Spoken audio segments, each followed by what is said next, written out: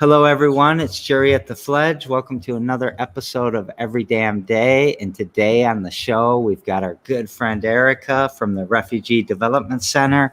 How you doing today, Erika? I'm great. How are you? I am great too. What you been up to? Shoveling snow? Man, there's a lot of it out there. I just sent my kids out to do it though, so we got that taken care of. Did you create a project-based learning thing and they're learning while they're doing it? Absolutely. It's constantly project-based learning in this house. That's awesome. I love project-based learning. So, why don't you tell us about yourself and your projects that you're working on, and let's get to know you a little bit. All right, sounds good. So, yeah, first of all, thanks for having me. I love the show. I'm grateful that you invited me and glad to be here. I'm honored to have you. All right. So, yeah, what about me? Where do I begin? I grew up in Flint, so I'm not a Lansingite. We call ourselves, Flint Town. Proud of our city, but moving to Lansing. I lived in Flint, grew up in Flint, graduated from Flint Central. Then I moved to. I went to Northwestern University in Chicago and lived on the other side of the lake for a little while. And then I went further west and I lived out in Southern California in Long Beach for nearly a decade, and I was a teacher out there. So that's kind of I headed far, far west, and then when my first daughter was born, I came back to Lansing, and that's how I ended up in Lansing. When my babies were born, I said, Michigan is a good place to raise our babies. My parents had moved to Lansing, and here we are. So I want to go on a small little tangent for a second and just say, don't forget Flint.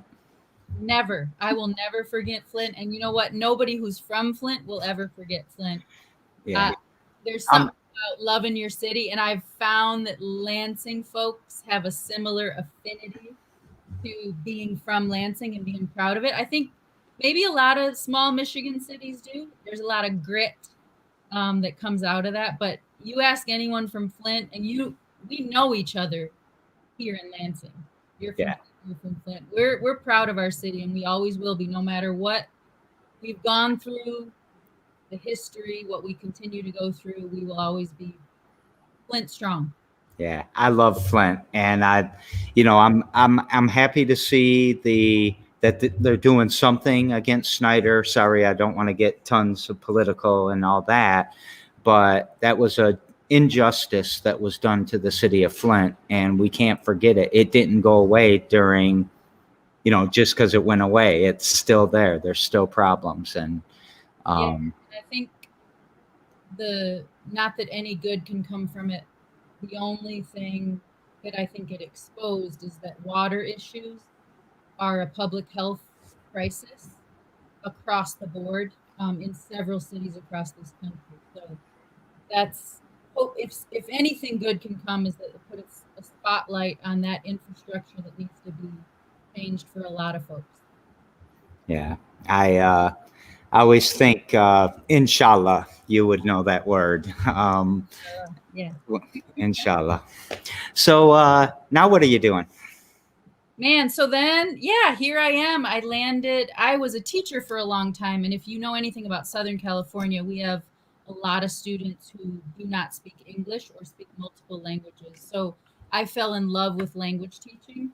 And when I came back to Lansing with my husband, who I dragged from California, he is a California boy, so used to the sunshine. He and my 6 month old daughter moved back to Michigan, and I found the RDC. And so I've been at the RDC for almost 14 years, which is I know the number right away because I know how old my daughter is. She's Yeah. so it's been about that long, and I started off just teaching a few hours a week English to students. So if you don't know anything about Lansing in terms of refugees, Lansing has been a resettlement city since the early 80s. So decades of resettlement. And when refugees first arrive here, a different agency helps them when get off the plane, get their first apartment, that kind of thing. But I was right there as their first English teacher They arrived yesterday and plop, they're in my class the next day. And I'll tell you, I just fell in love. It was a place I knew I was never gonna get tired of that feeling of um, I don't know. Every day was a new adventure. You're just learning so much from people who have experienced things from all over the world, and I've never left. So here I am. Now I'm the director at the RDC. I've had many different roles there. I've been director for about 6 years, maybe a little more. I don't know. I can't keep track. But yeah, it's an amazing place where our goal is not to bring refugees here. Like I said, that's another agency. We are working with refugees to thrive. Really, the crux of our mission, I could read you the whole thing, but the crux of it is to help refugees thrive here in Lansing, and be successful. So that takes on, as you can imagine, a lot of different meaning, and it means our programs are changing all the time. The needs of our families are changing, and we have to shift and change with them. I'm sure everyone knows after this year that kind of change is so important, to not just keep doing what needs to be done and what you've always done. If there's any mantra at RDC, it's being flexible and changing with what's needed. And I feel really proud about that because I feel like we've built that culture within RDC. What does somebody need? I think you do that a lot at the Fledge too, Jerry. We have a lot in common there, right? Yes. What do people need? Let's go get it done and make sure it happens. And we don't have red tape and bureaucracy for the most part, and we get it done. And that makes me proud every day. I love it. How old is the RDC? Yeah, that's a good question. So the RDC was founded in 2002. So next year, put it on your calendars, May 2nd, 2021 is our 20th birthday. So this year will be 19 years. So a while. I've been with them, like I said, about 14 years. And we started in Christ Lutheran Church, which is kitty corner to Sparrow Hospital. We had a tiny little room in the top of the church. That office was shared with many, many people. One of my funniest memories, we had a new staff member who came on, and she was doing some work, and then she was like, well, where's my desk? And we were like, ooh, you don't do desks here. We just kind of plop around where we are. So we've come a long way. Everyone actually has their own desk now. But Christ Lutheran Church, Vincent Delgado and Pastor Thiel had a dream in 2002 to have a place for refugees to land and get the help that they need when they first arrive. And I would compare it a little bit to the Fledge, a place like building a community. It was this idea of how do we build community for newcomers, whether they be refugees, other immigrants, or newcomers to our city. How do we make them feel welcome, and how do we help them thrive? Those are the two biggest questions that we have to answer all the time. And we have carried on that mission that Vincent and Pastor Thiel set forth in 2002 to now. And I think that still is the core of why we exist. And that changes because the needs change, but that's who we are. And I think I met you and the RDC in the basement of that building, I think, for a Newcomers New Ideas pitch competition. You did. That's right. We were in that church until 2016. So we had, that basement was something else. I did a lot of mopping down there when it flooded, and we put up makeshift classrooms wherever we could and tried to make barriers so there could be multiple classes. And we just made things work. We had scrapper mentality, and we just put together the way that we could. I fell in love with all those kids that day, and I just thought they were so amazing. And it might have even been part of a bigger prophecy. I don't know about that, but because now we're 2 blocks away from where you were at that time, and that was 2018 when we came over here. So I knew this was our spot. I knew this was our home. when I met so many of the kids that were actually from this neighborhood. Yeah. And you So, still have some coming over to the Fledge, right? oh yeah, all the time. Yeah, that's Can't great. keep them away. See, Don't want to keep them away. community, we have to lead with community in mind, and no one agency or one person can do this work. We have to do it together, and we have to work together and have a collective impact. And that's, I love it. I go to the Fledge for this and go to Leap for that and go, Allen Neighborhood Center. And we just, Yeah. Lansing is a special place.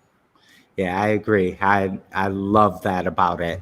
I graduated from Lansing Eastern in 1984. So in the 80s, I was going to Eastern, and um, then this isn't official statistics, but this is how I sort of remember it. It seemed like a quarter of us were white, a quarter of us were black, a quarter of us were, Hispanic or Latinx, and a quarter of us were Vietnamese.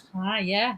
There was a large Vietnamese population in the community at that time, kind of the northeast side of the city, I think. And then I think now there's a lot more Central Congo or Somalia. What's been the shift of refugees? What have you seen? That's a good question. So we are a very diverse resettlement city. Most people know that, the Detroit area, Dearborn, resettles a lot of people from Iraq or Arabic speaking folks. And that is different from the way that we do things in Lansing. We have what's called a free place city. So we accept anyone who has been vetted through the resettlement program. As long as they've been accepted, we will bring them here, which means we end up with a wildly diverse population of refugees. So in a given day, I'm working with 10 different languages from all over the world. So if I give you like our top 10, we'll say Democratic Republic of Congo right now is the top. Some of this changed over the last 4 years because of the prior administration, mind you. But Democratic Republic of Congo, Burma, Bhutan, Iraq, Afghanistan, Central African Republic.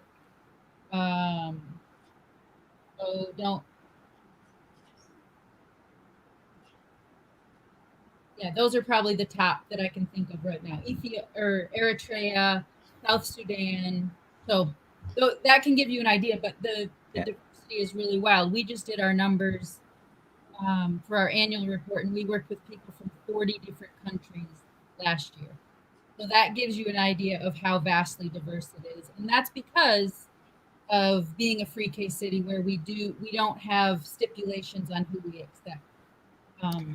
And that puts a little bit more work on us to help build networks. One of the cities decide we're just going to take this population because they feel like they have the capacity to handle that, and we say, okay, we're building that capacity, and we're going to make networks work, and we're going to build community. So it's been wild. So, again, if it gets a little political or whatever, and you want to steer away from that, I understand, and that's okay. But the Muslim ban being lifted recently with the new administration, is that a good thing, a bad thing? Is that going to hurt your capacity? How do you look at that as an organization? Absolutely not. That has never been an issue. One thing I'll say is refugee resettlement has been a bipartisan issue. Accepting refugees to this country as the leader in the world for this humanitarian aid to countries across the globe. And until this past administration, thankfully, I can say that now, until this past administration, it had never been partisan. So it really isn't supposed to be a political issue. And Right. the Muslim ban just instills fear that does not need to exist. I mean, if you have any concept, which none of us can have, mind you. If you just to imagine to put yourself in the shoes of someone who has had to flee their homeland without anything. On the turn of a dime, you got to go and leave where your homeland. You can't imagine what kind of trauma that is and what you've experienced in the meantime. If you look at the average time a refugee spends living as a refugee outside of their homeland and in a refugee situation, it is on average at least 10 years. This is Yeah. not a quick fix. It's, you know, the idea that we need to ban a certain religion doesn't make any sense if you fully understand what refugees have experienced. Anyone should be welcome. It's supposed to be the American thing, right? It's what we were built on. It's what we promised the world. Absolutely, yeah, and we will rebuild. I mean, a lot of things in this country can ebb and flow, and we have really backtracked on our promise to the world, and we need to rebuild that, and that's part of the work that we will fully engage in and see how we can commit our efforts to that as well. But it is the American way to welcome refugees and people who need help. Welcome refugees. Yes. Welcome refugees. So what do you think the impact on our city is to be, this diverse of a refugee resettlement? Yeah. Well, I can think of it on so many different levels. So number one, I mean, we are a Midwestern city, and we all know that population in Midwestern cities have declined over the years. But one of the things that, if you're a resettlement city, you've had population either be steady or actually increase because more people are coming here. And what does that mean? People are getting jobs. Most adult refugees get a job within 30 days of arrival. Wow. Imagine that. Imagine yourself just going to a new country. You don't speak the language, and here you are. You're working, and you're just doing it. I mean, the determination and the perseverance of our newcomer population takes my breath away all the time, and we should all learn from that.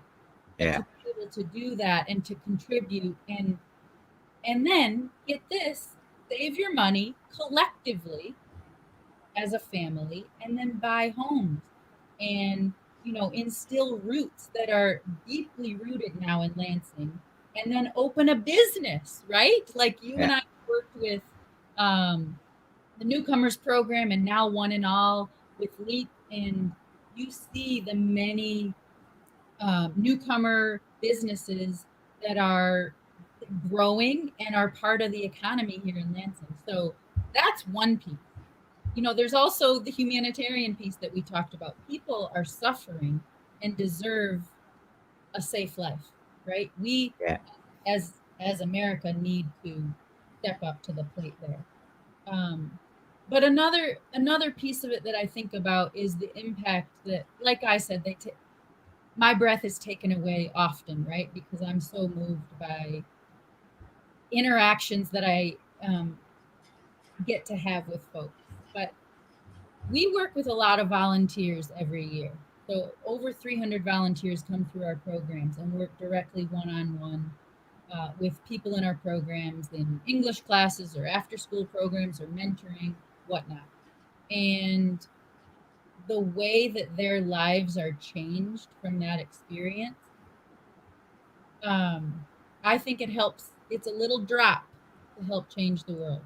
You can meet the globe here in Lansing. Oh yeah. How amazing is that? I've had many volunteers come to me and say, I always thought I had to leave to learn more about the world, but all I had to do was look beyond 127, right? And get to know Lansing.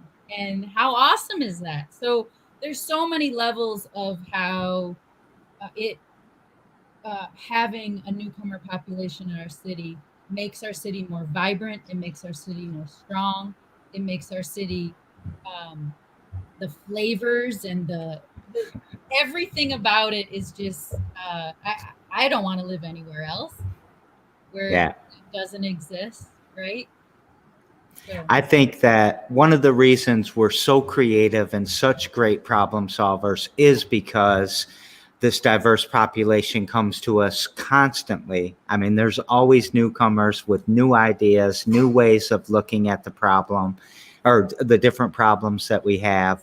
And they're here to help. They're here to help solve these problems. They want to be engaged. They don't want to lose another home, yep, right? yep. And I think that's lost on some people.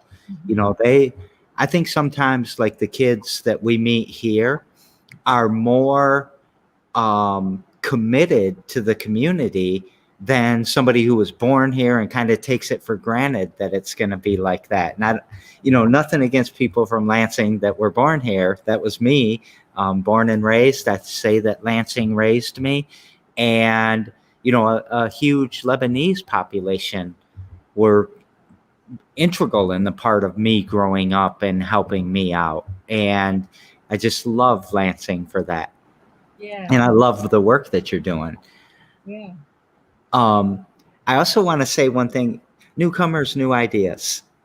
That is one of the most precious entrepreneurial things I've ever done. And the reason being is because as an entrepreneur, you should identify a problem that you're kind of passionate about and work to solve that problem and stay in love with the problem. mhm, So whenever I was at a Newcomers and New Ideas, it was so insight. They were so you could tell what the problems were in the city yeah, because they wanted to solve it. They wanted mobile health. They wanted better transportation. They wanted jobs that were closer to home. I mean, it was like having a pulse on the economic development of the city yeah. through the eyes of young refugee kids. And that was amazing to me. I was so lucky you ever invited me to that. Well, it was amazing, and I think so. You were at the first one, and I'm pretty sure you've been at every one as a judge. I You think so. Yeah. are the legacy judge of Newcomer New Ideas. You've seen it all. Well, So I'm ready. Let's go some more. let's do some. We were just talking about the first one and the mobile health clinic because we had a lot of judges there that were, you know, making big decisions in our city about what was needed, and that was eye-opening for them to hear that these young kids had these grand ideas. And I just remember the feedback was so positive that wow, this is something we have been talking about for a long time, and how did they identify it quickly? And then we're working on right now the COVID vaccine kind of teams to mobilize education and get people vaccinated if we can. And one of the things that has come up is a mobile vaccine clinic, right? So we're thinking back to that team, and we're on the phone calling them saying, look, you need to come and help like mobilize this clinic because this was your idea. Yeah. So many ideas have come from Newcomer New Ideas is incredible. That will be a staple at the RDC forever. We have learned so much from these students, and they not only are coming up with amazing ideas and solutions, but they're learning presentation skills, and they have this bravery to get on stage and tell us their ideas in a very convincing way. So the persuasion that they learn and teach us is incredible. Yeah, love it. Before I start kind of segueing away from this, is there anything more you want to talk with any projects that you're doing? Or, we kind of touched on one and all: Newcomers, New Ideas, the language, the Yeah, mobile health. yeah. Um, Oh, so many things that we're doing. One of the things that we're we're building on right now with our very diverse population and the needs that come up from our community. We don't always pretend, and I don't pretend as a kid who grew up in Flint, and you know, I didn't grow up as a refugee. I don't have a newcomer background, but making sure that that voice is the center of our decision making has always been key. So we are building on that this year with a program called Cultural Brokers Lead. And we will have a group of diverse, what we term cultural brokers, meaning they're not just interpreting for us by just saying the exact same thing that we said. They're helping us understand what someone we're speaking to said. What does that mean? How is that culturally relevant? What are we misunderstanding? How does that relate to what we're asking them to do? And so they broker between cultures, and they've always been an integral part of our programs. But we're really developing it into a core program right now that will um, help us guide and develop all future programming. So that's really exciting. We have people from Nepal and Democratic Republic of Congo and all over the world. So we're Yeah. just excited to convene everyone and have a more formal process to gather that information and develop new plans with them. So I want to throw a couple comments up on the screen. I'm gonna work a little backwards. Kiana, who's a young entrepreneur, I don't know if you've crossed. She wasn't in One and All or anything yet, but she's, the amount of diversity is amazing, and the methods to solving community issues she's really tapped into. Kiana's a young entrepreneur that is just amazing herself, Lansing School District grad and all of that. Nice. And,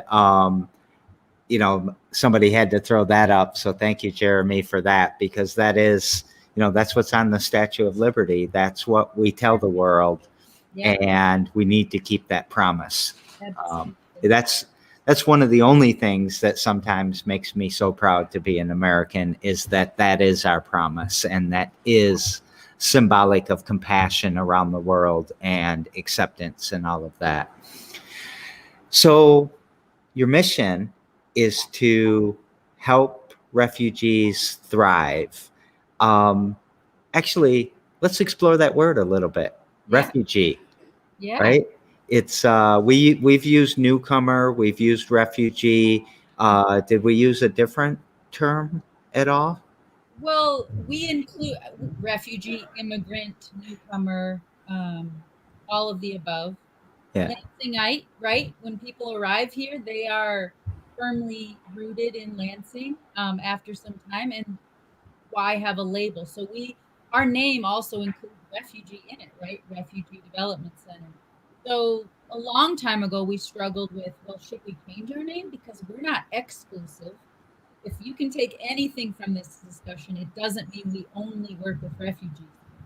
We believe in and we practice the mantra that all are welcome. So a newcomer to our city, an immigrant from wherever, a refugee from around the world, whether they came to Lansing first or later, all are welcome. And so we utilize that multitude of words. And we also listen to what our families are telling us that they'd like to be called. I'm just an American now. How many of our families have become American citizens and they are American? And that is the label that we can use because they're telling us that. So lots of different ways to describe, but it's important to understand what the word refugee means. It's a political distinction that was defined in 1951, and the only way you can be a refugee is if you have fled your country because of some form of persecution and you are outside of the border of your own country. You've actually had to cross an international border, and then you typically wait. And you wait and wait and wait until you can be resettled in a place like Lansing, and then here you are. Are you still a refugee? Are you a newcomer? Are you an American? Are you a Lansingite? And we pose that question, and we listen and we learn.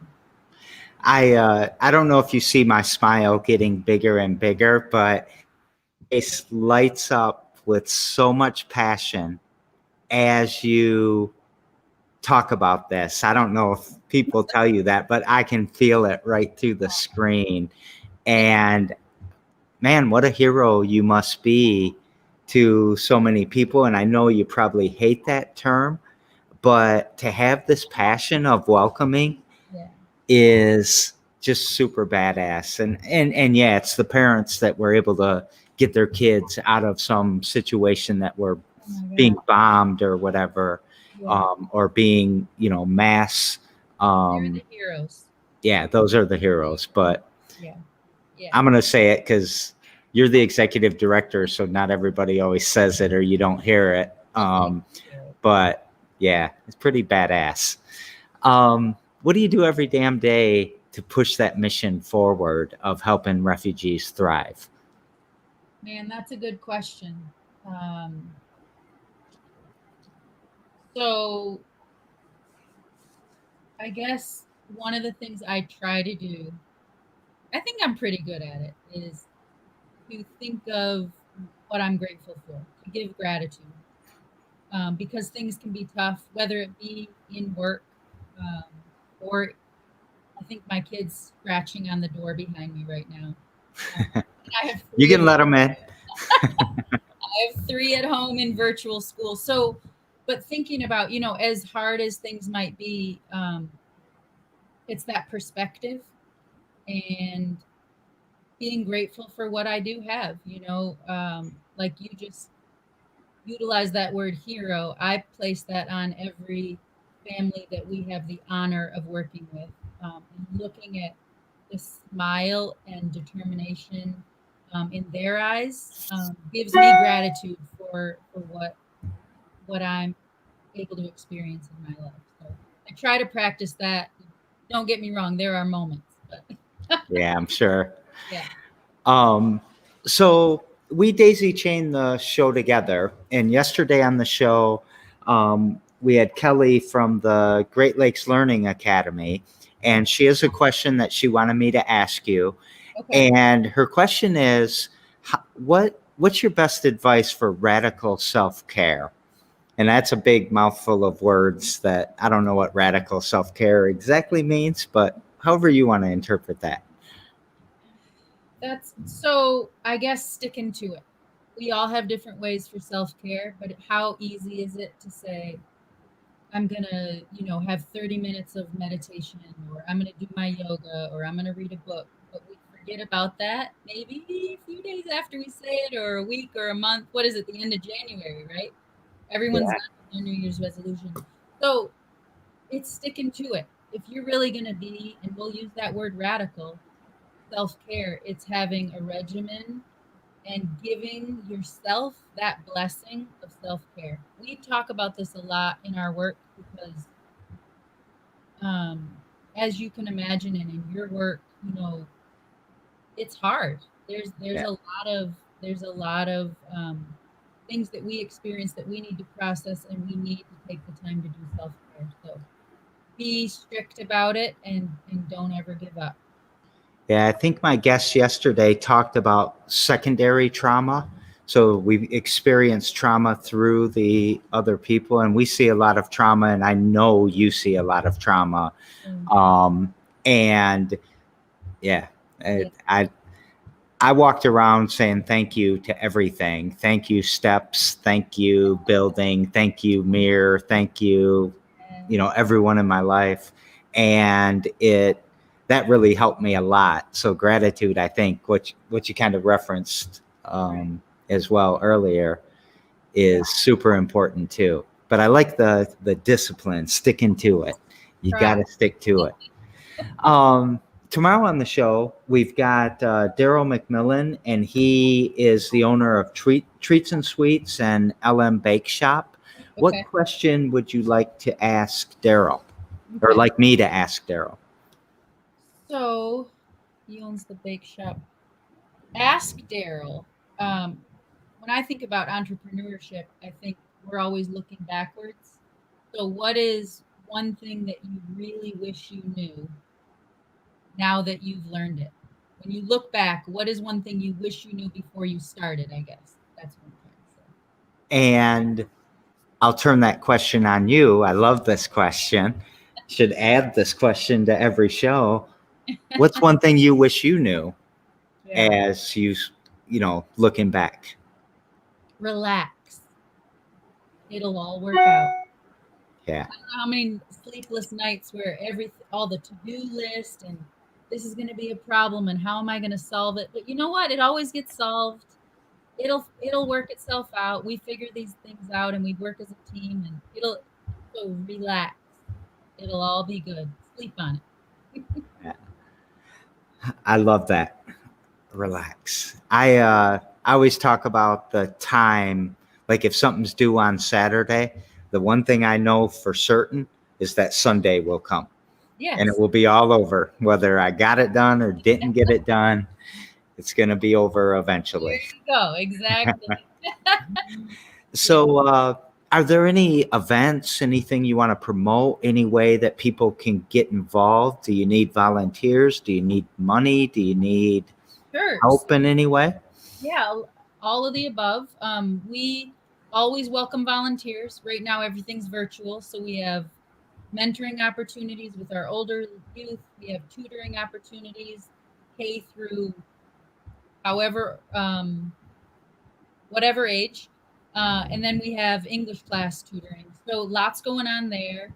And money is always welcome. We thrive by support from our community, which is so generous. So thank you to everyone who's supported us and will someday in the future. And then we do have an event coming up. Look on our Facebook page for the exact date, but it will be probably the first week of May, and it will be virtual this year. Just given our circumstances, we're counting on that. And we're going to show an incredible film that you will all be blown away by. It's really a voice of some of our newcomers, and Jerry, probably some that you've met at Newcomer New Ideas. That's all I'll give right now. All right. It's going to be pretty sweet, and I'll send out the info when we have it. I'm really excited about that. As we start to wrap up, I was just reading a book. I finished it last week called Utopia for Realists. And at the end of the book, they talk about open borders. And the United Nations Human Rights says that people have the right to leave their country, right? But it doesn't say you have the right to go into any other country that you want to. And it blows my mind that we put so much friction and barriers and want to build this wall and want to do these things when it just seems so un-American to be that way. World, what is a border? How is it created? Why is it there? Yeah. And how political is it? And how capitalist or consumeristic, are we doing it for oil? And I just love what you do, Erika. And I'm so proud to know you and so proud to have you on the show. Same here, Jerry. I'm so glad to know you, and thanks for having me. And I love working with you. It's been a lot of years now, and it's been a lot of fun. So only continue. Well, I'm here. I want to do more. So anything you want to work on more, let's do it. All right. Sounds good. You want to take us out with anything? Any statement, word of advice? Just all are welcome. Thank you to everyone who helps make Lansing a great place and welcomes newcomers. And thank you. Love you all. And I love you all too. And I love you for doing what you're doing. And thank you so very much. And we'll see everybody tomorrow on another episode of Every Damn Day, 2 p.m. And I will see you later. See you, Erika. Thank you so much.